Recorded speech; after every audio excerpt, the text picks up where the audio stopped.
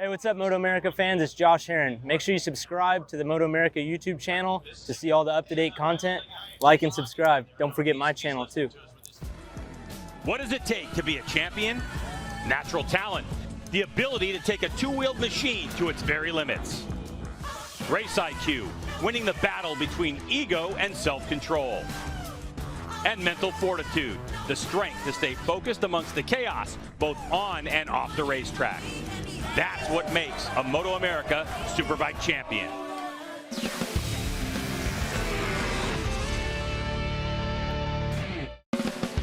It's time for the Geico Motorcycle Superbike Speed Fest at Monterey. Round 5 of the MotoAmerica AMA FIM North American Road Race Championship from WeatherTech Raceway Laguna Seca in Monterey, California. With a perfect day of weather greeting us for race number 1 of this HONOS Superbike class. It is going to be an exciting day of racing. Hello, everyone, and welcome to the broadcast booth. I'm Greg White, standing alongside two-time champ Jason Pridmore. Now, Jason, here we are halfway through the season, just at that mark, and you've got to look at Jake Gagne and say, wow, he is pulling away in this championship, putting on quite a show. That's all you can say, because at the beginning of the year, we thought there would be a number of riders that would be winning a bunch of races, and it just hasn't proven to be the case. Jake Gagne on that 32 bike, the TAC Yamaha, has just been running away. Kind of reminding you of someone from last year, doesn't it? Definitely so. Yes, definitely so. Cameron Beaubier. Yeah, here's a look at Jake Gagne and what he's able to do, but we keep looking at the accomplishments of Cameron Beaubier, who's now off to the World Championship. But when you look at Cameron Beaubier and his success from last season and Jake Gagne's success this season, it's really difficult not to draw parallels. How about this stat, Jason? The team and I got together, we looked at this. So far in 8 races, this is exactly where they were last year. 7 wins, 7 podiums, and the exact same amount of points. How's that even possible? Pretty crazy, but if you remember at round 2 last year at Road America, in race number 2, Cam made a small mistake in turn 1, scored no points, and then he went on his tremendous run. And it was very similar, although Gagne, to his credit, it wasn't his fault in race 1 in Atlanta, but now he's gone on this incredible run himself. And you know what's really cool? Cameron Beaubier is on a break from the MotoGP series, and he's here at the racetrack, and he's with our very own Jamie Howe. Hi, Jamie. Hi, Cameron. Hey, Greg. Yes, Cameron's been watching closely, though, all season long to his old teammate, Jake Gagne. We talked about those parallels. You're a 5-time champion. You had a tremendous season last year. But in Jake, what changes have you noticed in him on the racetrack? Yeah, first of all, Jake's riding incredible. The whole Yamaha team is working really hard and really great together, and it's awesome to see what he's doing. You know, he's my good buddy. We've raced together for a long time. I feel like he hasn't been on the R1 for a few years, and you know, last year he learned a little bit, and this year he's just crushing, and it's pretty impressive to watch. And yeah, I think he's just going to keep it going. He's already had 7 wins in a row. He's on the grid with Hannah Lopa. Jamie, for Jake Gagne, he's not really looking at the numbers right now. He's not worried about win streaks or setting track records, and while those things are nice, he's taking it 1 race at a time. But this weekend here at Laguna Seca, it's a bit of a home race for Jake, as you could say. He's got a lot of family and friends here, and it's the first race that your dad has made it to all season. What does it mean to you, Jake, to be able to kind of share that success with people who are so important to you? It's great. Yeah, we got a lot of family and friends out here. The turnout here is amazing, so hats off to all you fans, because this place is packed, and it's so good to see after last year. But yeah, we got 20 laps this afternoon. We'll try to get off to a good start, do what we can do. This Yamaha's rolling good, but so are these guys behind me, so we'll see what we can do. Best of luck out there. Thanks, Jake. Guys. A lot of confidence right now for Jake Gagne. And you know what, Jason? He has broken a lot of track records. Cameron Beaubier's track record, and at Road Atlanta, Garrett Gerloff's. And here's how he's broken that. So with Jake Gagne, these are outright track records. You can see 98 of a second, 10th there, another 10th there, a couple tenths of a second. And that's how dialed in Jake Gagne is in this. Now, let's get to the track map, Jay, because this is a phenomenal racetrack. Everybody's favorite, Greg, up over that fast turn 1 on these Superbikes. It's really the most underrated turn that you think about on our series. Turn 1 is spectacular to watch as they break down into turn 2. And then, of course, after they exit turn 6, up to the famous Corkscrew. A bunch of fans up there watching down through Rainy Curve in turn 9, down to turn 10. All the way back to turn 11, hard braking, and that big lead onto that front straightaway. Now let's welcome in Roger Hayden, who has our Ducati Fast Lap. Take a look at this. I'm on board the Ducati V4S. Let's look at some of my favorite corners here at the famous WeatherTech Raceway Laguna Seca, starting with turn 1. fast uphill left-hander, and you can't see turn 2 until you're at the crest. And then maybe the most famous turn in all of racing, the corkscrew. The tricky part about the corkscrew is the run up to it.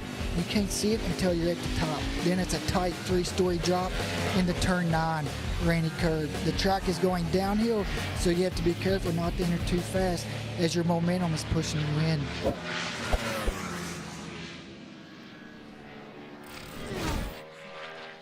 Yeah, your eyes don't deceive you. That is Tony Elias on a Panera-bred Ducati. The 2017 champ is back racing. Let's see how he does.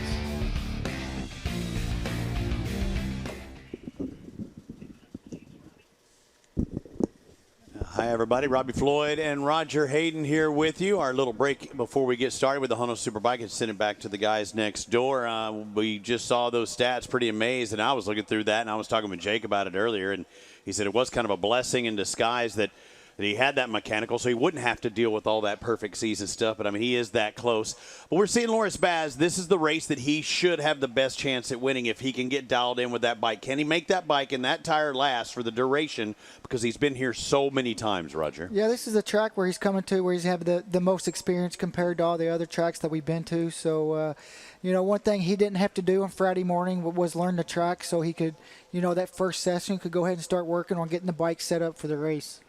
Again, all these races, 8 races up to this point. Loris Baz, only 3 podium appearances. And the only race that he hasn't been on the podium or hasn't won has been Jake Gagne is the first race. And one little simple sensor went down, and it basically melted the engine. But that happened when he was out in front. But that freshly in attack Yamaha, he said they really haven't been doing many big changes to it. I mean, that's when you know everything is really going your way, when you make those little tweaks and be that fast. Yeah, he found the base setting pretty early in testing, actually. I mean, even when we were at the Dakota test, he was really fast and smooth, and he's kind of carried that over to this season. And, you know, he actually said this Friday at Laguna was the one where they kind of struggled the most, where they had to make the most changes, mainly electronics on a Friday than they had the previous other race weekends. But it looks like he's got it figured out. He was really fast this morning, and what we've seen him kind of do all weekend and, you know, all year really in all the practices and stuff, get up to speed really fast.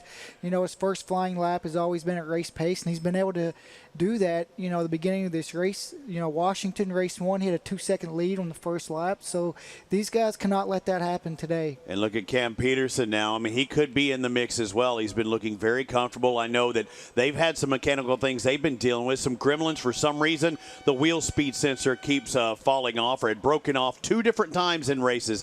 You give him that wheel speed sensor and let those electronics do its work, and that bike at his potential, he could be a guy that could be up there running up near the front. Yeah, especially if he gets a good start and can kind of go with Jake and the other guys and not get caught up in some of the battles. We've seen him, you know, when he gets caught up in some of those battles, he kind of stays in that pack. But whenever he gets a good start and can make a break, he's a guy that, you know, he's improving every weekend. And if he can get right behind Jake right away, he's going to be able to go to school and learn a lot of stuff. Bobby Fong there to the left. Tony Elias on the 24, the Panera-bred Ducati.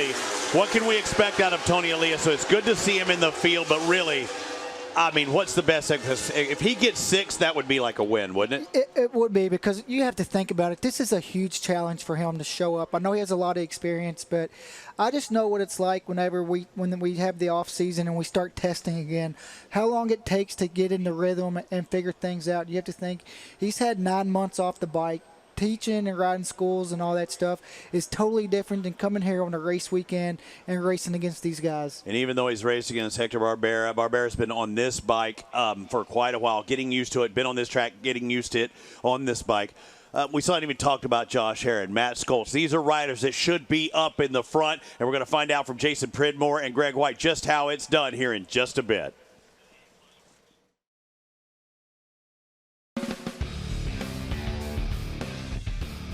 Today's Superbike coverage is sponsored by Geico Motorcycle. 15 minutes could save you 15% or more on your car or motorcycle insurance. By Dunlop, the official tire of the MotoAmerica Championship Series. And by Medallia, the pioneer and market leader in customer and employee experience. Welcome back to WeatherTech Raceway Laguna Seca. Let's take a look at the starting grid, Jason Pridmore, because Jake Gagne on pole on a commanding lap, 23.709. Yeah, but Baz wasn't too far behind. Then we got Cam Peterson rounding out that front row. Skoltz, Herron, and Barbara. Tremendous effort from Hector Barbara to end up 6th. Then we got Bobby Fong, Tony Elias. Good to see him on that Kyle Wyman Racing Ducati. Jason Uribe, local guy, just outside row 3. Corey Alexander, Ashton Yates, Bryce Prince. Good to see Bryce back in MotoAmerica. Max Flinders, Jake Lewis, DeBrino, Wyman, Andrew Lee, and David Anthony, uncharacteristically a little bit further back for Dave. Michael Gilbert, Danilo Lewis, and Gerardo are going to be there on row 7. Ferris, Farrell, and Coffey. Big grid today, Greg. Through row 10s, we got Ferreira, Cunha, Dunham, and then we got Jeff Perk and Chad Lewin rounding out the field. Hunter Dunham took a big tumble earlier. Hope he's going to be okay in this race. 20 laps scheduled, as you heard from Jake Gagne. There's the 76 of Loris Baz looking for a win here at a favorite track in the U.S. for him. Lights are on. We're off and racing. Clutches are out. You can see a couple of bobbles from the Ducati of Baz. Looks like he might get swallowed up. As on the inside, Cam Peterson's trying to find a line, but there goes the 32 Gagne. He's starting to streak away. Look how deep Baz is on the brakes on the first lap, trying not to let Gagne get away. Herron from row 2, very nice, slotting himself there into 3rd. As you look out the back, you see Cam Peterson here behind Matthew Skoltz as they roll now down into turn 3. But Gagne gets that start. Baz does exactly what he needed to do. We've been waiting to see Baz get off the line with Gagne, and he's able to do that right now on that 76 bike. First lap action as Jake Gagne trying to streak away from the field and put that signature now first fast lap in there as Baz trying to go with him. Fighting for position, you can see the Panera Bread Ducati of Tony Elias back there in about 7th or 8th place. And this is great, Greg, because we have seen Gagne really break these guys off on the very first lap of our last 2 rounds. Baz coming from World Superbike, as we know, MotoGP as well. He's going to be used to these guys getting fast starts and getting out front. But here, now he's in 2nd place as they roll down through Rainy Curve. And they haven't given Gagne that full big 1.4 second lead on the first lap. Even though it's going to be a good lap, Baz is in touch. If there was one sector, Jason, that we saw during qualifying that Gagne had an opening on, it was sector number 3. But it looked like he got through there so cleanly on this first lap. Comes across the line at 25.8 from a standing start. Incredible, really incredible. Half-second lead. Didn't look like it was going to be that much, but it in fact was. He got through the last sector very well. Josh Herron also coming off a nice weekend at the Ridge, getting a couple second-place finishes. He came to Laguna Seca as the lap record holder, still has that record. Got himself a good start, stayed in 3rd. He's right behind Baz now as they roll off into turn 4. So Jake Gagne, who is just in a rhythm that we haven't seen since, well, last year with Cameron Beaubier. Yeah, but having a great go at it. And how about this guy, number 2, fresh and lean attack performance Yamaha rider, Josh Herron. You mentioned, Jay, he's the outright lap record holder. That was done in 2018 on an attack performance bike at 22.9. Untouchable so far in the years since. Yeah, that's exactly right. And you know, Herron knows this place. He loves this place, and he was looking forward to getting here. Matthew Skoltz, you can see there holding off the advances of Cam Peterson with Bobby Fong just behind him. You can see Tony Elias just trying to get back on the back of Bobby Fong here early in the race, but you can already see a gap opening up here between Herron and Matthew Skoltz as they roll down through Rainy down into turn 10 the first lap. Cam Peterson looks like he wants to take a shot at the number 11, not quite close enough as they roll it down into turn 11. So for our Cam Peterson starting this race from the front row, he's got a little bit of adversity to fight here against Matthew Skoltz on that Westby Yamaha R1. We remember how fast Cam was last year in that stock 1000 class. I believe he was into the 25s on the stock 1000 bike last year. As you can see, Skoltz's bike getting tied up in knots as they exit turn 2. The Westby team coming off of a struggling Ridge, working as a team to figure some things out. And there really hasn't been a lack of making a one-lap fast bike, Jason. I think that it's about making that bike fast for the entire race. But look how close it is up front. We haven't seen this, Jay. No, we have not seen this. The average margin of victory, as you saw earlier for Jake Gagne, has been 7 seconds. And a lot of that time is he makes on the first 3 or 4 laps. But right now, he's got some riders behind him. He even mentioned they were pretty fast behind him. So all of a sudden, we're going to see how raceable the fresh and lean attack performance Yamaha of Gagne's is as the top three are bunched up pretty tightly. Well, we know that the number 2 at Josh Herrin, whenever the lights go out for races, he's able to find some extra pace, and he's been able to do that clawing onto the back of Loris Baz, and Gagne's not been able to get away. This battle for fourth rather, continues to go on, and it looks like Cam really does want to try to get through, as it looks like Jason Uribe has tipped off coming down through the corkscrew. So this is going to be red flag out, Jason. So yeah, dangerous situation for the bike. So by the way, good on Jason Uribe for getting that bike off the track as quickly as he did. And I'm sure that the time they called for that red flag, that bike was pirouetting down the middle of the corkscrew. But it's going to allow him to get back in this race, I think, Greg, as he's got the bike started. He's going to be able to roll back down here into pit lane. And that was just, by the way, off of the fastest lap of the race set by Josh Herrin at a 24 flat. So we're going to pull it back into the pits. We're going to get this situation sorted out. They'll have a look at the track to make sure there's nothing on there to continue like any dangerous situation. But they're going to come back into the pits, and then we're going to do a restart of this race. So Gagne was leading the race by half a second over Baz and Herrin when this red flag happened. So unfortunate incident, but great on Jason Uribe for just taking immediate action like you were saying. Especially when you know the field's that tight, you know the last couple guys are going to be going through, there's going to be a big gap, and he was able to pick his bike up and get off the track. It would be an interesting kind of incident where that bike ended up is a little bit unusual. Just looking to see if it was the right side. The right side is what's going to be dinged up a little bit, maybe a foot peg. You can see it's not too bad though. And under red flag conditions here in MotoAmerica, you can do anything you want to the motorcycle with the exception of changing those tires. That's at the discretion of Dunlop. So we'll take a break. When we come back, we'll get this whole situation sorted out. Don't go anywhere. More HONOS Superbike coming at you.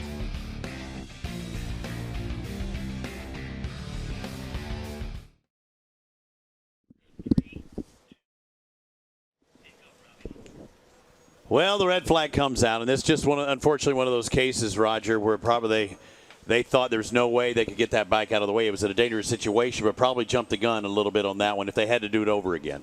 Well, obviously, too, you have to think about all the other guys that's going to be coming up through the corkscrew and not see that bike. So, you know, it's better to err on the side of caution in that situation. Absolutely. And again, I'd hate to be an official, but now the official word is whether they do a complete restart. I know oftentimes less than 3 laps, they'll do a complete start, and I think you're getting word that could be the case. I think it's going to be a original grid with a 17-lap race. So for a guy like Josh Herrin, who's running third, which is going to be disappointing for him because now he's going to be starting on the second row, but it's also going to help a guy like Cam Peterson, who didn't get he got a good start, but he got bottled up in turn 1 over that rise on the inside, and a couple guys got to ride around the outside of him. So for him, he's probably not too disappointed to see the red flag because he didn't get the start that he would have liked.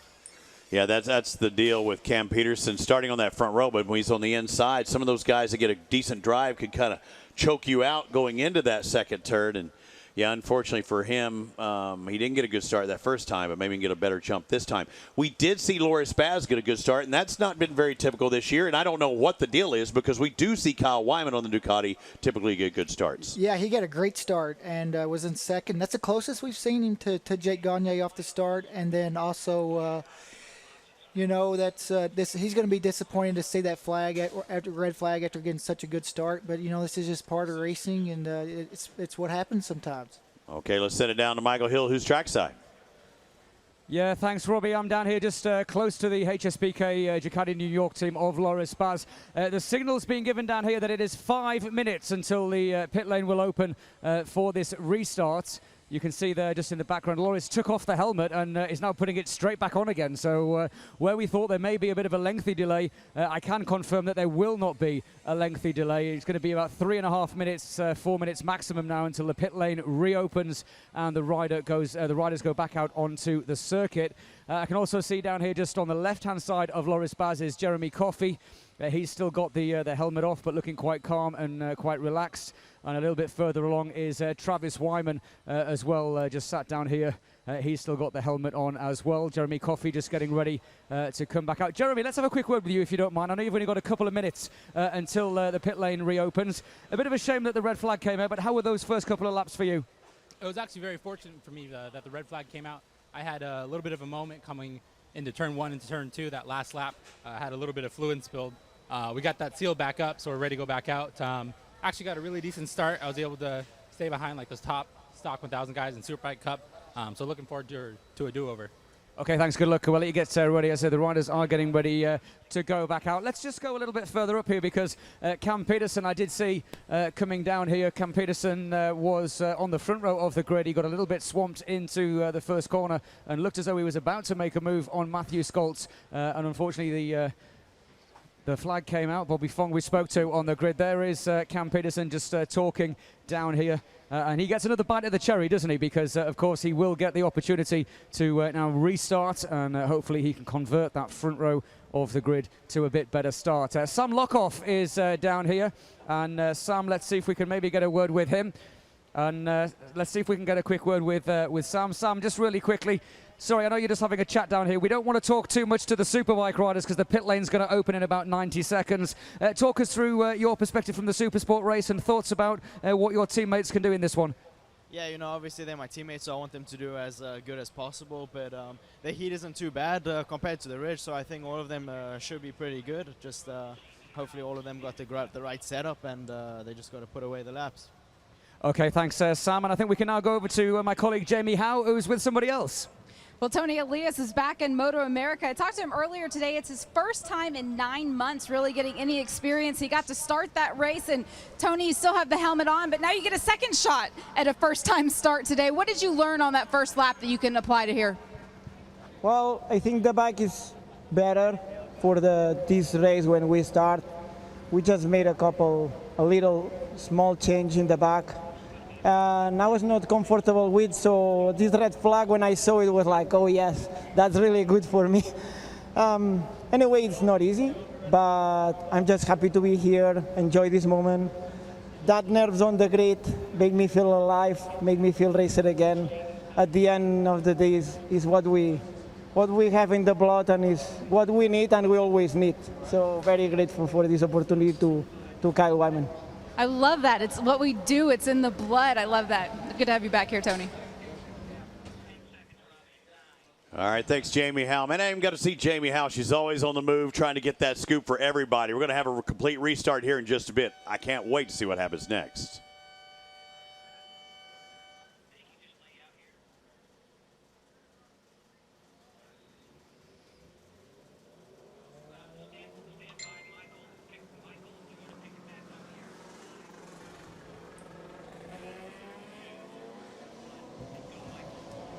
Yeah, well, the pit lane is now open. The riders are making their way back out onto the grid. Of course, it's a quick start procedure, so we're not going to get a chance to speak to the riders on the grid. If you are new to MotoAmerica, what the quick start procedure actually means is the riders will come out now and do their sighting lap. They'll come around, form up on the grid. There'll be one mechanic on the grid, which will basically just align the riders into their correct grid slots. And then within 60 seconds, the grid will clear. The riders will then go off on a warm-up lap, and then they will be underway again. So we have been told that it is a quick restart procedure. It is a 17-lap race, and the riders will be starting from their original grid positions. I did also notice we saw the red flag come out for Jason Uribe, who went down. His teammate David Anthony's bike was also being wheeled out of pit lane, so I'm not 100% sure as to why that was. He's at the opposite end of the pit lane, and I just don't have enough time to get down there to find out, but it may be worth keeping an eye out. Because, of course, he is the second of the Fly ADR machines, so we don't know whether they're going to be on the grid. In fact, I can see Rebecca Uribe down here. That's Jason's mom, and oh, it looks like she wants to give me a hug. Finally, somebody wants to talk to me. Becky, very quickly, unfortunate that Jason went down. Is he going to be able to get back out? Bet. You know what? We all worked like rock stars. I got to give it up to the crew chief, to Kirk and Ellen, everybody with ADR. We did a few quick changes, smacked them all together, and got him back out. Packed him on the backside and told, go and ride it, sunshine. That's right. Get out there. Oh, well, that's great news. Absolutely great news. So Jason Uribe will be back out on circuit, and that is fantastic to see. And if you don't know anything about Jason Uribe, he's a young rider. He's also a part-time firefighter. He does a lot of work for a number of charities as well. And he's also, I first got to meet him probably about 7 or 8 years ago now in the United Kingdom. He was the first American rider to stand on the Moto3 podium as an American American. He then went and raced in the French Championship and was the first American to win in the French Championship.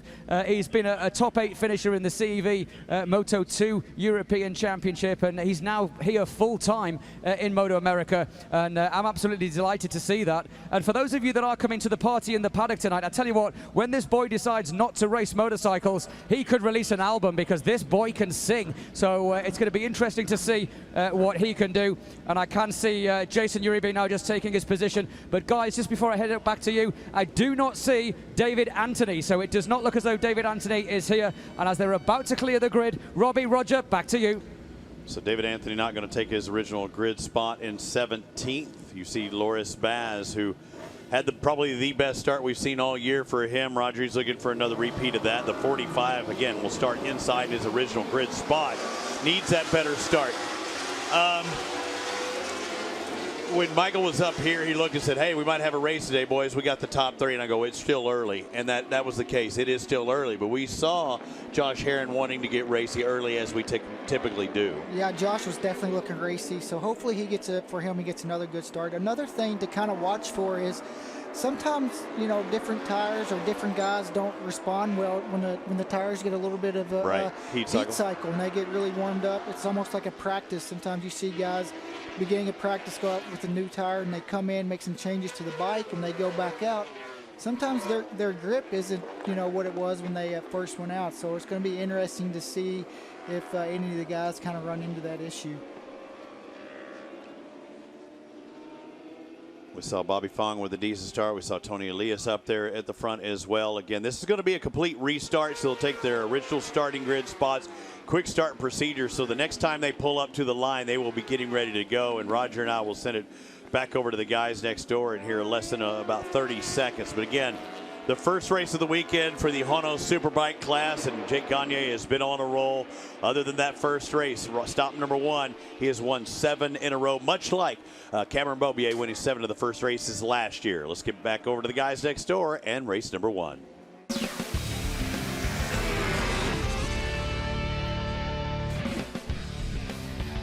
Welcome back to WeatherTech Raceway Laguna Seca. Red flag conditions kind of wrapped up. Here's a look at the points championship as it sits right now. That's after 8 races so far this season of 20.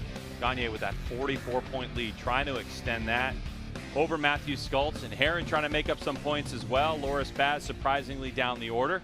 But we've come back from the red flag. We have had a quick start procedure, which means that the riders have already done a sighting lap, gone to their grid, and now their warm-up lap is done. So we're ready to get race number 1 of the HONOS Superbike class back going. Riders in position. Red light goes on.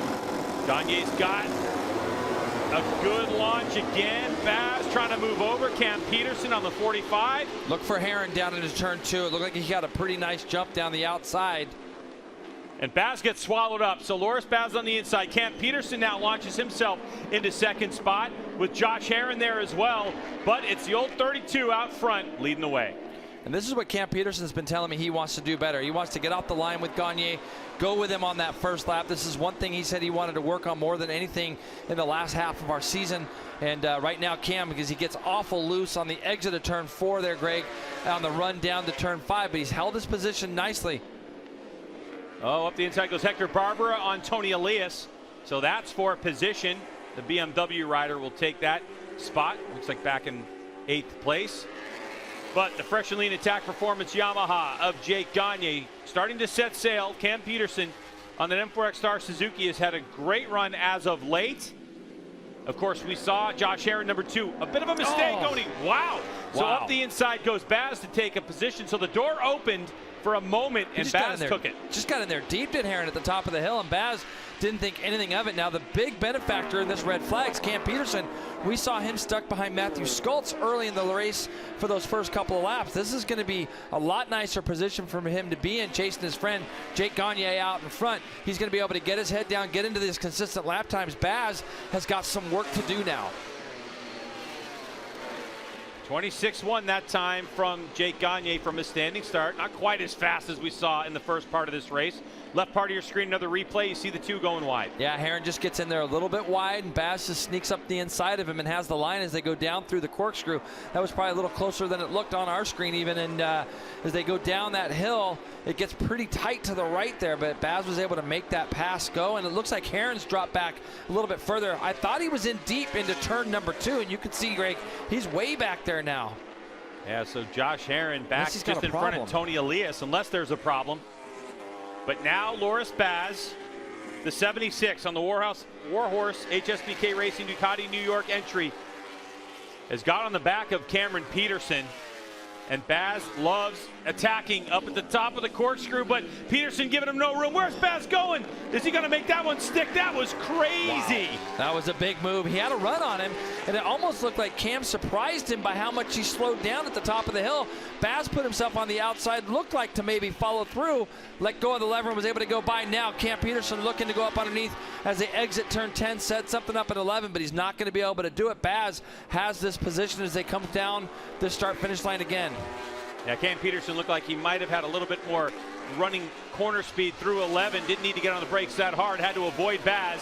Now down the hill into turn number 2. Peterson looking for an inside line. Baz so deep on the brakes. The strongest point for Loris Baz. Left part of your screen. Here's that aggressive pass. Boy, there wasn't much room, Jay. Yeah, I don't think he was really expecting to do that, but he just kind of saw Cam holding onto the lever, and he rolled up there around the outside of him, and he was able to get the bike turned, which is pretty impressive, up over that curbing, down through the corkscrew, and hold on to that position. Now Baz is going to have to put some heaters in to try to catch up to Jake Gagne in the lead. So Loris Baz, a 24.829 fastest lap of the race. Hannah?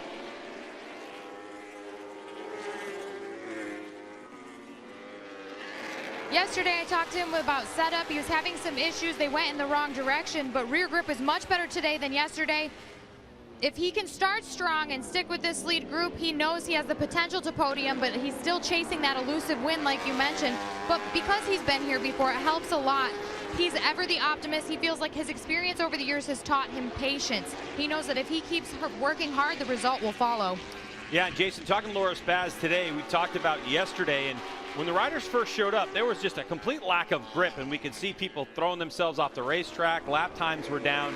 And so Loris said that he really worked with the team, kind of made him start making some changes because of lack of grip, and said he just kind of over-dramatized it, made a little bit of a mistake, and the team kind of went back to what they knew.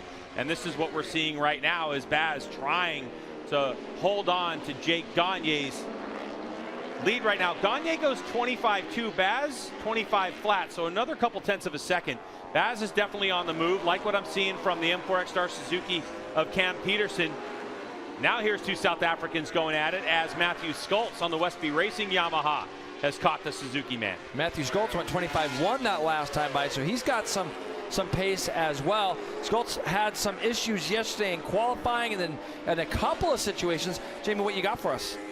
Well, you mentioned early on the issues that they had at the Ridge, and they're really looking to rebound from that. I was talking to Ed Sullivan, the crew chief at Westby Racing, and he said, you know, we're trying not to make a whole lot of changes on this bike. What we really need is a get-good weekend. We need some rhythm underneath this. We need some stability. And when they came in under that red flag, even though the rules allow them to make changes, they didn't make any changes. They're trying to just salvage something from this weekend and just really stay strong, and then they'll make some gains for tomorrow. But Matthew Skoltz is pretty happy with the bike. He knew he didn't have the pace for Jake Gagne, so he's just trying to hang in there. Yeah, that's really important, especially with this two-race format we have in MotoAmerica HONOS Superbike competition. Coming across the line is Jake Gagne, your leader. He's going to click off a 25.3. Baz another couple tenths of a second in second place. Cam Peterson, Skoltz, Bobby Fong, Hector Barber, Josh Herron, Tony Elias. Down into turn 2 we go with 13 laps left in this race. We'd like to welcome in Cameron Beaubier. Good to have the reigning champ in the booth, who's now off in the MotoGP Moto2 World Championship. Cameron, good to have you here, man. How are things? Thanks, man. Yeah, it's great being here. We're off for a month. We're on the summer break now, and it's just so nice being home, not having anywhere to go for a few weeks. And yeah, just got out of the heat up in Northern California, came here to Monterey, and it's really so good to see everyone. I haven't seen a lot of these people in this paddock since last year. So it's good to see the Yamaha boys and you know, Matty and Campy, Gagne, a lot of my friends, and yeah, I'm enjoying it. Cam, you've been keeping track of all this stuff while you've been over there? Oh, absolutely. Yeah. I'm glued to my MotoAmerica app.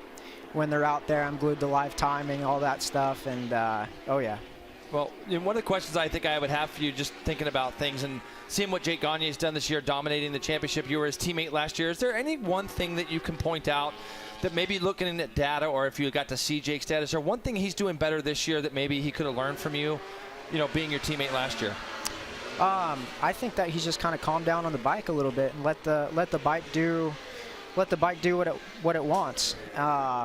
I think last year, it's funny because I'm kind of in that same boat right now. Like, I'm trying to ride this Moto2 bike so hard, when in reality, like, I'm hurting myself doing that. I need to, like, let the thing roll through the track, and I noticed that's, you know, I feel like that's what he's changed from last year to this year. Like, he's just riding it a little looser.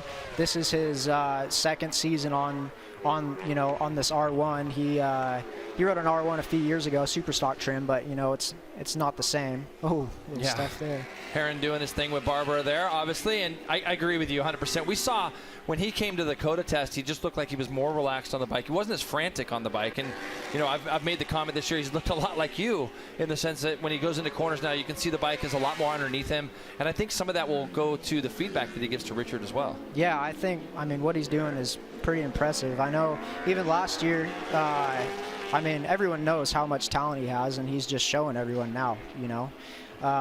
And he's got his starts dialed in, and he's the full package. Looking at Hector Barber right now on the Scheibe Racing BMW, racing up Panera-bred Ducati fill-in rider Tony Elias as Kyle Wyman sits on the sidelines with an injured elbow that he got at the Ridge. Jake Gagne leading this one by 0.7 of a second over Baz, Cam Peterson, Matthew Skoltz, Bobby Fong, Josh Herron moved his way up into 6th. You saw that a minute ago, but can't take away what Hector Barber is doing. Jason Uribe in 9th and Corey Alexander in 10th, the first of our Superbike Cup racers. Now, watching this rider right here, your ex-teammate on the freshly attack performance Yamaha, Cameron Beaubier, what are the things that you're seeing from Gagne's riding style that you think might be similar or a little bit different to the way you approach this Yamaha R1? I'd say Jake has always been a looser rider, but like I was just explaining to Jason, I think that's what has really helped him this year in particular. Is like, obviously he still has that style about him, but he's kind of backing everything up. You know, he's smooth. His consistency and his first lap pace this year from the start has been something that I think that is something you could take away from what you did too. I mean, it was always about getting that good start and getting that first lap laid down on your own. And it's funny because, like, everyone says that I have a smooth style and all that, but like when I'm out there, I feel like I'm all over the place. As frantic as anybody. Yeah, exactly. But then when you watch back, like, I wish I had a style like him where he's like animated. It's fun to watch, you know. I'm not that guy. But yeah, like I said, it's impressive. It's impressive what him and the team are doing, and yeah, I mean, Baz is right there, though. Let's see what happens. He is right here. And, you know, looking at that, Cameron, being overseas and you know, understanding from the world level when the announcement was made that Loris Baz is coming here to race the Warhorse HSBK Racing Ducati New York entry, what was some of the chit-chat that you were hearing? Yeah, I mean, especially him coming over with that Ducati, it's a pretty proven machine in World Superbike, and I was expecting him to run up front right away, you know. But like you guys know, our talent at the front of this field is no joke, and it's not like he was going to come here and step on everyone's throat, you know. But he's a great guy. He's an incredible rider. I mean, look at his resume, what he's done in MotoGP and World Superbike, and I think it's just good for the series that he's here. So Jake Gagne leading Loris Baz. It appears at times, Jason, that Baz is starting to chip away at this lead, and things could get really serious towards the end of this race. Cameron Peterson holding off the advances of Matthew Skoltz just behind that battle. You can see that at the top of your screen with Bobby Fong, Josh Herron, Hector Barber, Tony Elias, Jason Uribe, and Corey Alexander. Before this race gets too serious, Cameron, let's talk about you. What can we expect from you the second half of the season in Moto2? Yeah, just hopefully some more improvement, moving up the chart. Yeah, I've been talking to people this weekend about it, and it's crazy over there, man. Like how incredible all those guys are, and just the talent level over there, and how close everything is. You know, I was the last race was in Assen, and I'm like relearning this track. You know, I haven't been there in 11 years. I rode a little 125 there the last time I was there. Yeah. So I like know in my head when I'm going there, I at least know the track, the direction of the track and everything, and I remember it. But then when I get out there, it's weird. It doesn't feel like, it just feels so foreign, you know, because maybe it's just been a while and you're on a different bike. But anyways, it seems like every race comes Sunday, we end up finding our pace, and we're pretty competitive, but we just can't get through qualifying. Like, our qualifying has been rough. Like in Assen, I qualified 25th, and I came in, and I was like, man, that was a good lap. This is gonna be like up there, you know. And then I look at the timesheet, I'm only 9/10 off, 8 or 9/10 off, and I'm in 25th. And I'm like, what the heck, man? But well, what's been incredible is some of the times that you've done where you've been 2/10 off of, say, the top 8 spots, and it puts you in 21st as opposed to 8th. Yeah. And it's like you probably think to yourself, where, if there's just 2/10, where could I have found 2/10, right? Yeah, exactly. But yeah, it seems like whenever we go racing, it gets okay, and I find myself most of the time riding through the pack, which is great. And yeah, it's been really fun though, just Europe in general, and just a change of pace. Final question before we let you go here, Cam, and enjoy the rest of your weekend here in Monterey. What do you think, how good of a job has MotoAmerica done to prepare you and the likes of Garrett Gerlach for World Championship racing? I think they've done incredible. They've really, these last few years, they've really elevated the level of the sport here in America. And I mean, look at the top, you know, 8 or top 10 guys. Like, they're world-class guys. So thanks to them for that, and yeah, always be a MotoAmerica guy. All right, Cameron Beaubier, thanks so much for joining us here in the booth. We appreciate it, and good luck the rest of the way. All right, thanks, guys. All right, so Cameron Beaubier taking off. Jake Gagne continuing to lead. He's got a couple tenths extra back on Loris Baz, so that 0.6 of a second gap went to 0.8. As Cameron Peterson, Jason, is just doing such an impressive job right now. And looking at Scholz, he's put some pressure on him, but Peterson holding strong in 3rd place.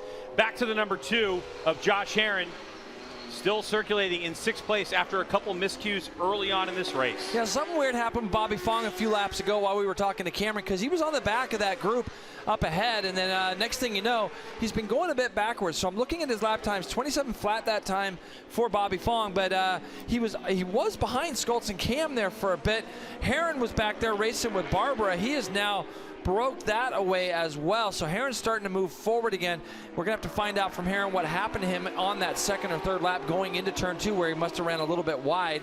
So it's really important right now for him to continue to put these laps in, Greg, for the tire, to see how that tire is going to be for tomorrow. Hannah, more on Josh Herrin.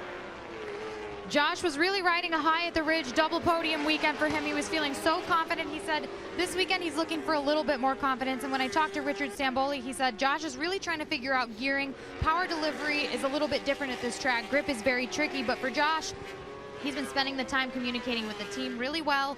He wants to be a bit more comfortable with the setup, and he said he can ride through anything else he might face.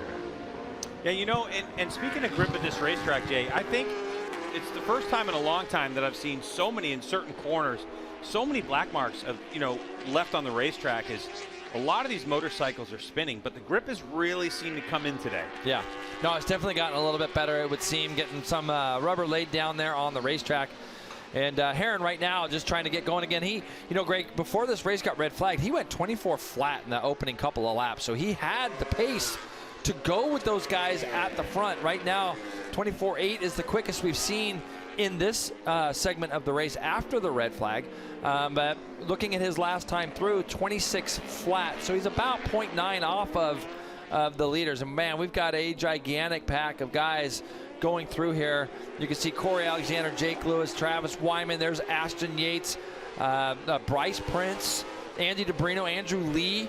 So man, these guys are all, this is a big battle. I'm trying to see where this battle comes and where it starts. It looks like Uribe is 9th. Jake Lewis there is 10th. So we got a big Superbike Cup contingent here as Corey Alexander looked like he got passed by Travis Wyman in the middle of turn 2. Yeah, so you're looking at the 85 of Jake Lewis. Doing a great job involved in the Superbike Cup, currently 3rd in the points in that one. Jamie, what do you have?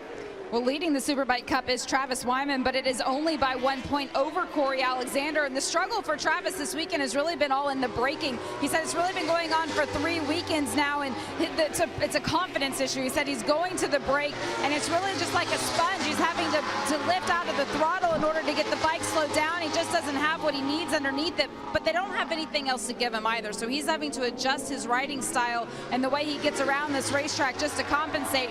He's thinking about these points, though. He was pretty nervous going into the race today.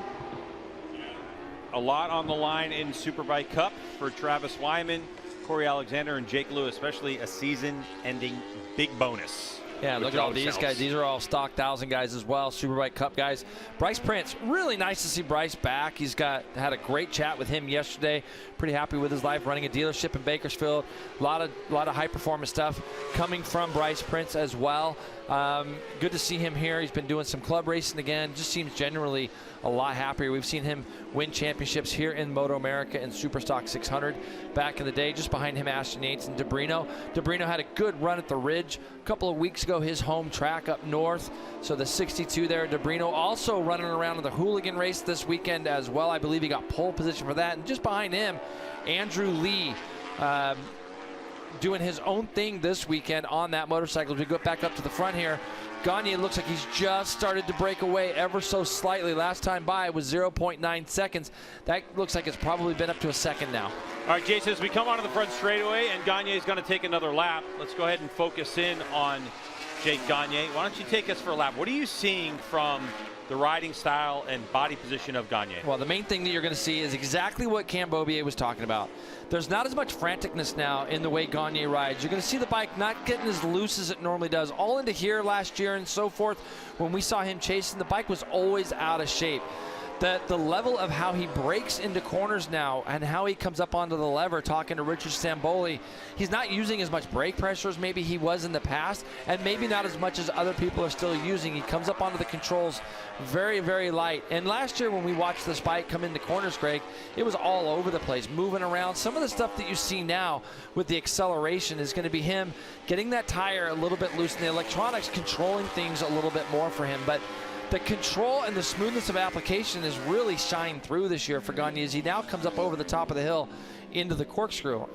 He's able to hit his marks. And, you know, this year, like we've said so many times on our telecasts, when we've watched him at COTA, I remember texting you from out in the field and saying, man, Gagne just looks sharp. Like, he doesn't really look like he's overriding the bike. Yeah. And I think that's the big word. He's not overriding the motorcycle as much. He's working better with his crew and Richard Stamboli himself of figuring out a way to get the most they can out of this bike without overriding it. You know, when you look at motorcycle racing like we're looking at now, sprint racing, HONOS Superbike specifically, you have to look at the rider and the machine and say, look at what the rider's doing, but really behind the scenes, the relationship between rider and crew chief is absolutely critical. And when I'm around Jake Gagne and John Cornwall watching those two communicate and the way that they're able to lean on each other, and his crew chief has a ton of experience at world level racing. Yeah. I mean, he spent a couple of years, did John, ice racing, for instance, over in Europe, and a variety of dirt track and road racing and all kinds of stuff. And I think the communication between those two is also what's allowed Gagne to have a lot of confidence in coming back and saying, this is what's going on with the motorcycle, and having his crew go, we totally get it, let's work on it. And when there's any type of miscommunication, they're able to work through it immediately and get that information out and available for changes immediately. Yeah, and you know, talking about Gagne is good, but I'm going to say something. You know, a lot of times during these races, we've seen Gagne out to 5, 6, 7 second lead. I'm really impressed with Loris Baz today. And if we go back in this season and we kind of start to think about what Loris Baz has done at the beginning of this season, I think there was a lot of us, me included, that thought Loris was going to come in here and really dominate. And that this team has done a really nice job of rebounding week in and week out to try to give him the best motorcycle they can. And this is a track, yeah, that he's been to before. This is a world-class rider here, is Loris Baz. And this weekend, they're going to circle back on this calendar and think, all right, that's where we made a step. Jake Gagne right now, with 2 laps to go, is less than a second ahead of us. This is a huge step for this team on this motorcycle, where they're pretty much developing this motorcycle on their own. And he's not made and put a wheel wrong. I mean, he didn't get the greatest start here on our restart. He found himself up in second early, but right now, more than anything, Greg, there's 2 things that are important about this race to me. He's able to keep Gagne in his sights. He's able to see where Gagne might be a little bit better, so he can go back to his crew tonight and look at the data and look at where he was a little bit off of Gagne. And it isn't much, obviously only being a second back right now.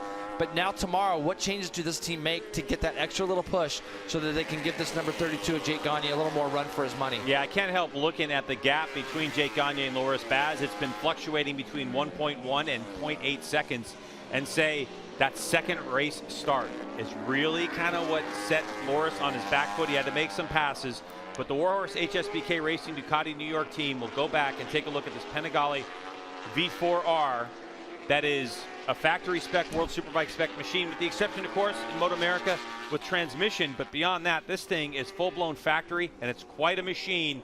But this team's still developing it for Dunlop tires in the United States. White flag flying for Jake Gagne, as he's been in command of this race, but not the normal average, 7 seconds. And Cam Peterson and Matthew Schultz both doing an excellent job as well. They're only 3 and 4 seconds behind the leader respectively, so they've also made a big jump. Cam Peterson doing a really nice job back there. Matthew Schultz just behind him, you saw there in the background of our shot, as these riders go through turn 3 for the final lap. So Jake Gagne working on 8 race wins in a row. This is not a done deal. There are plenty of corners to navigate at WeatherTech Raceway Laguna Seca, but he is looking so solid right now on that fresh and lean Attack Performance Yamaha. After a DNF in race number 1 of the season, all the way back at Road Atlanta, it has been all Jake Gagne, leading nearly every session since we got here, breaking track records all over the place. A lap record hasn't fallen yet here at WeatherTech Raceway Laguna Seca, but there's still tomorrow. The famous corkscrew for the final time in race number 1 of HONOS Superbike. The push is on from Loris Baz, but just too much daylight between these two. Baz looks like he's going to have to settle for second place after a great race. He's closer though, isn't he, Greg? I mean, he really is. Today is a good day for the team, I think. An excellent day. The final corner of the final lap. A twist at the grip and onto the front straightaway, and put your hands together. Another one from Jake Gagne. Make it 8 in a row of 9. Baz in second spot. Cameron Peterson, M4X Star Suzuki comes across the line, and that is a Yamaha Ducati Suzuki podium. Love to see the different manufacturers. Racing still continuing. There's our Superbike Cup competitors. They both got by, both Jake Lewis and Travis Wyman, Travis Wyman have got by Uribe. Jake Lewis leading this charge down the hill into Rainy Corner for our Superbike Cup. Travis Wyman's come from a long way back. It was only a few laps ago we saw him go up underneath Corey Alexander in turn 2, and you can't even see those guys in the background. Let's see if Travis has anything for Jake going into the last corner here. Travis not going to make that move. New sponsorship for his bike. Looks like Motul, a red BMW, and here they come to take the checkered flag, and it's going to be Jake Lewis who will hold on to 9th spot over Travis Wyman. Uribe relegated to 11th, and Corey Alexander in 13th spot. So it's Gagne, Baz, Peterson, Schultz, Herron, Hector Barbara in 6th, Jason, ahead of Bobby Fong. Tony Elias filling in for Kyle Wyman in 8th place over Jake Lewis and Travis Wyman. So Jake Gagne, another commanding victory. Our race here in California, of course, Gagne used to live in San Diego, California, relocated to Durango, so a lot of friends and family here for the California native. We'll step away from WeatherTech Raceway Laguna Seca. When we come back, we're going to talk to Jake Gagne and find out how he dealt with the pressure from Loris Baz all race long.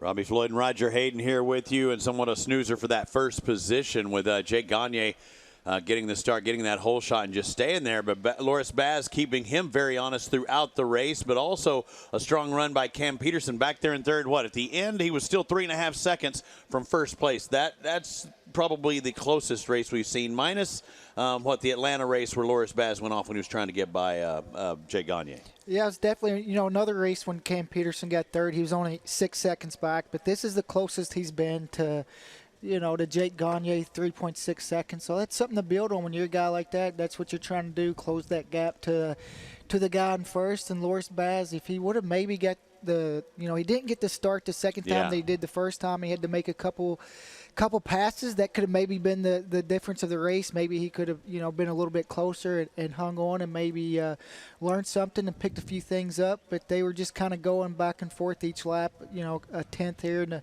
a tenth there. And, that pass Loris Baz put in on the corkscrew on Cam Peterson was, that might be one of the best passes I've ever seen, just knowing how hard it is to pass somebody on the inside going into the corkscrew, but more or less the outside. Yeah, when you did that, did he just pass him on the outside? Did he just pass him on the outside? I didn't think I had to see the replay. I didn't think I seen the right thing, just because just knowing how that part of the track is. It's almost impossible, right? And there's been great passes there. One of the most famous passes, in cars there as well, but a motorcycle, Rossi kind of cut the corner. That was done keeping both wheels on the track and round the outside. That was an unbelievable run. Jake Gagne is totally oblivious of what was going on behind him, but he kept pace. We had about a half second for a fair amount of the race. Then it was 8 tenths, and then it got up to 1 second. He kind of held that spot there towards the end. It just seemed like he hovered right there around 1 second and just kind of controlled the race. The thing with Jake Gagne was he didn't make any mistakes. His bike looks like it's moving around. I was going to say that. It looks like it's moving around a little more than we've seen it this year. Yeah, and also Cam Peterson's bike looked like he was moving around a little bit more than I've seen, trying to struggling with some grip. But a lot of guys are struggling with a little bit of grip. But, Jake had a second lead and didn't make no mistakes and was super consistent. Everybody going through the download there, and that'll be Loris Baz's third second-place finish of the year after taking runner-up at VIR and MotoAmerica, now doing it here at Laguna Seca, and gives him something to build on for tomorrow as well. Definitely. Now he just has to think about what if I got a better start and I didn't have to, make a couple passes. He would have been a little bit closer, but the biggest loser on the restart was Josh Herrin. Yeah, that was bad. And then he was angry for a while. He put the Stuff-O-Matic on Barber and then pulled away from him. But if it wasn't for that restart, I thought we were going to see an inspired Josh Herrin there on the Yamaha. He was only able to work his way back into 5th after that restart, Barbara. And you heard what you thought was Bobby Fong's bike, or something didn't sound right coming down the straightaway. We're not sure if it was Fong, but something didn't sound right from one of those guys. Yeah, and with Bobby doing 28.3 the last lap, and his race pace wasn't what we've seen. I don't know if he was having an issue, but kind of looked like that. And hopefully he can kind of get his season going tomorrow.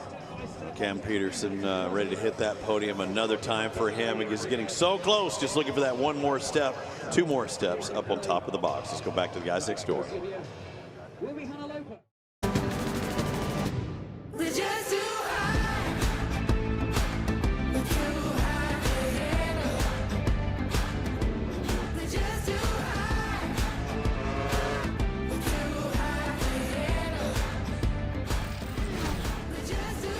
So for Jake Gagne, another great win in front of friends and family. His girlfriend just giving him a nice kiss on that helmet. There's the results. 1.1 seconds. Not what we typically see from Jake Gagne in his dominating performance this season. Cam Peterson, though, Jason, impressed with what Peterson's only 3.6 seconds back. They have to look at that as a win. Yeah, for him and Scalz both. It's a great weekend, or great start to the weekend for both of those guys. Let's get right down to Hannah in winner's circle. Greg, as you mentioned, 8 in a row for Jake Gagne. He's not so worried about numbers, but all season long we have heard Jake singing his team's praises. And Greg, during the race, you specifically mentioned his new crew chief, John Cornwell. Jake, how has John's influence contributed to your success so far this season? Yeah, John's the man. We've worked really well together. He's taught me a lot. This whole team has taught me a lot. I learned a lot from all the Yamaha crew, the attack with Richard and all the guys. Mike, Walker, Darren at home. Hats off to all you guys. Hats off to the fans again, man, because this place is packed, and it's so good to see. That was a tough race, though. Loris kept me honest the whole time, man. I saw my pit board, 0.7, 0.7, 0.7. I'm like, I ain't going to break this guy today. He's coming. And again, hats off to Fresh and Lean, Tack Performance, Yamaha, Harai Helmets, Alpine Stars, Cloud at Lost Empire, everybody watching at home, thank you. Tomorrow will be another tough one, and we'll see what we can do, man. Congrats, Jake. Let's get over to Jamie. And when Loris Baz made his way to victory lane, the very first thing he said to Jake Gagne was, we're getting closer and closer and closer. Close the gap down to less than 1.2 seconds today. Being that close, what did you learn that will help for the race tomorrow? Well, first of all, I want to thank the whole Ducati New York HSBK racing team. They've been amazing again today. We had some trouble yesterday, but we managed to climb that, and I had a great feeling with the bike today. On the grid, I just saw that I had a different tire choice than the rest of the grid, so I just wanted to wait and make a clean race to the end. But I think the red flag cost us a little bit. We had a big drop on the tire. It's the first time I get a red flag in MotoAmerica. But yeah, I mean, I just try to do my best. I think I don't have a race bonus for that one, but maybe I have a race bonus for the best overtake in the Corkscrew on cam. I don't know how I went through, but it was such a great race. I was hoping for Jake to make a mistake at the end of the race, so I was just trying to stay close, but it was again a bit too fast for us. But we're coming, so I'm really happy. Congratulations on a second place finish. Hannah? Jamie, for Cameron Peterson, this marks his 4th podium of the season, another 3rd place. Cam, do you think the restart after that red flag worked to your advantage?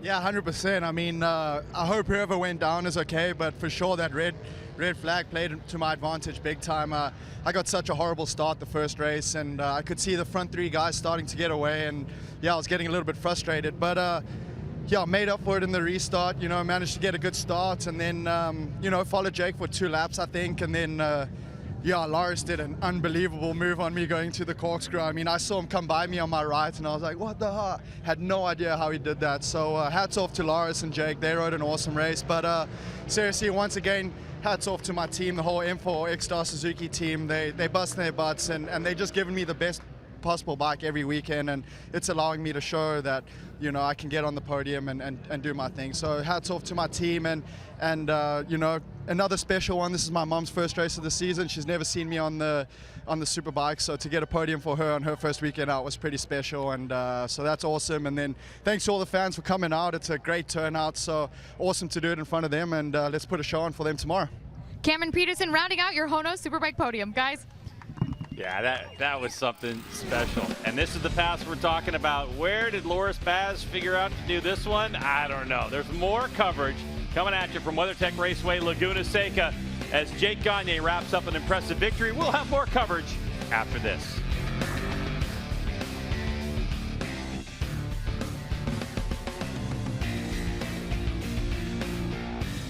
As the next race prepares on the starting grid, you see the twins class set up here. Robbie Floyd and Roger Hayden with you, and let's reflect on what we heard from the podium just a moment ago. Congrats to Cam Peterson, you know, doing it for his mom, but also Loris Baz. He said the first time he had to deal with a red flag, and he said the tire did drop off. That was that heat cycle you were referring to. Yeah, and also I think he went with the super soft tire as well, so that would definitely be a little more heat sensitive. So for him, hopefully tomorrow he, you know, maybe they won't have that red flag, and he can have that. You know, when you think about just he was only a second back, and he lost just a little bit of grip. I mean, that over 17 laps, that can make up the second and a half. Is that enough to change in your mind, make you to go to that other option, or no? Because this tire was so good, and if we don't have the red flag, then we're solid where we're at. I just won't have that drop off tomorrow. If he thinks he can run the pace with that next option, harder tire, I think then I would do it. But obviously, we've seen him in practice going back and forth, and he's more comfortable on the super soft. So I would say tomorrow he's probably just going to stick with what he did today. Great shots from our camera crew up there. Looks like one of the Fresh and Lean representatives up there with Jake Gagne. Shaking hands, or shaking babies, kissing hands, however you want to put it. And another victory, and the streak just continues for Jake Gagne. The first race of the year, Matt Skolt's win at Road Atlanta 1, followed by victories. A win, win, win, win, win, win, win, win by Jake Gagne. I mean, I'm looking at my board, and That's unbelievable. I don't think anybody's seen this coming into the season. I mean, we know Jake's super talented, but we were all kind of expecting, 5 or 6 different winners and a different winner every weekend. But we talk about who's going to be the next guy, who's going to step up, and who is that next guy? We still don't. He's did more than stepped up. Gagne has since Beaubier left. I'm saying, who's that next guy that's going to step up and get Gagne? I mean, right now it looks like Loris Baz might be the best choice. Is it Cam Peterson? I mean, he's getting closer too. Again, just going off the results, looking at the last 2 races, those 2 guys are definitely the next 2 closest to him. But like Matthew Skoltz definitely has the team and the potential to run with those guys. You've seen how fast he was at Road Atlanta, winning that first race, being really fast that second race. At VIR, he almost ran off the track and went to last, come back to get on the podium. So he definitely has the speed to do it. We just, whatever they're struggling with, they just have to get it sorted out. Josh Herron definitely another guy who can do it. So and Bobby Fong as well. There's so many different guys that could do it, and we're just going to wait and see who does it.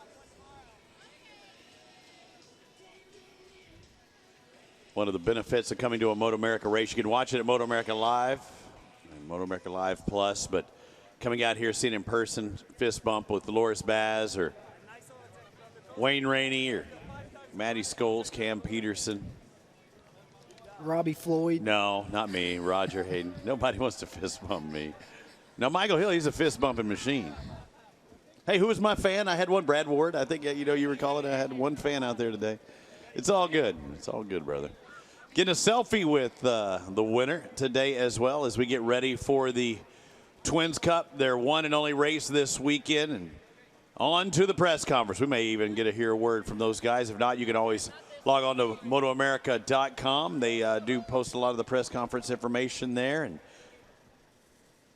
Bice and Carruthers usually talk to those. We look at meditating Hayden Schultz as he gets ready to try and get his first victory of the year in the Twins Cup. We're going to send it over to Greg White and Jason Pridmore next door, and they can cap off this Superbike race.